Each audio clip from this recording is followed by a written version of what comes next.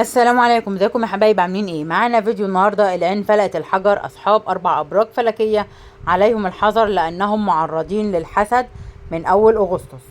بحسب كما قال محمد صبحي خبير الابراج. برج القوس يتميز برج القوس بالطموح وحب الحياه، مما قد يدفعك الى كشف نفسك، كما أن الحماس الزائد يضعك في دائرة الحسد الدائم، لذا عليك الحذر في الأيام المقبلة.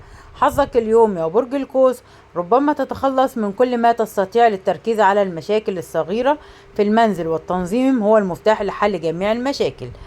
برج العقرب يتميز برج العقرب بشخصيته القوية وغموضه، مما يثير فضول الآخرين، مما يعرضه للحسد. لذلك يجب عليه الحرص على جذب أكبر قدر ممكن من الاهتمام في بداية شهر أغسطس. حظك يا برج العقرب اليوم: يجب عليك توخي الحذر عند التعامل مع المواضيع التي قد تنشأ فيها بعض الالتباس. ربما يحاول شخص خداع ما خدعك، لكن حدثك يرشدك. برج الحوت هو برج روحاني يتميز بحبه الشديد للحب والرومانسية.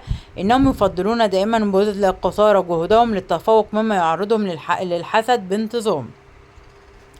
حظك اليوم يا برج الحوت: هذا هو الوقت المناسب لمناقشة بعض الأفكار مع الآخرين، وخاصة أولئك الذين تحبهم وتثق بهم. يمكنك تنفيذ خططك بحماس. برج الميزان تتميز الميزان بجمالها وسحرها، إنها تجذب الانتباه مما يجعلها ضعيفة وهدفا للحسد.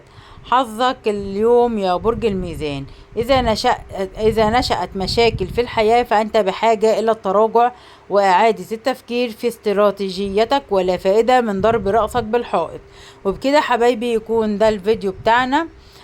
مش تنسوني في اللايك والشير والسبسكرايب وتفعيل الجرس علشان يوصل لكم مننا كل جديد، وعائلتنا الصغيره تكبر بيكم يا احلى متابعين ومشاهدين القناه. ولغايه ما ارجع لكم فيديو اخر، سيبكم في رعايه الله وامنه، والسلام عليكم ورحمه الله وبركاته. لايك وشير وسبسكرايب. للعين فلقت الحجر، اصحاب 4 ابراج فلكيه عليهم الحذر لانهم معرضون للحسد من اول اغسطس.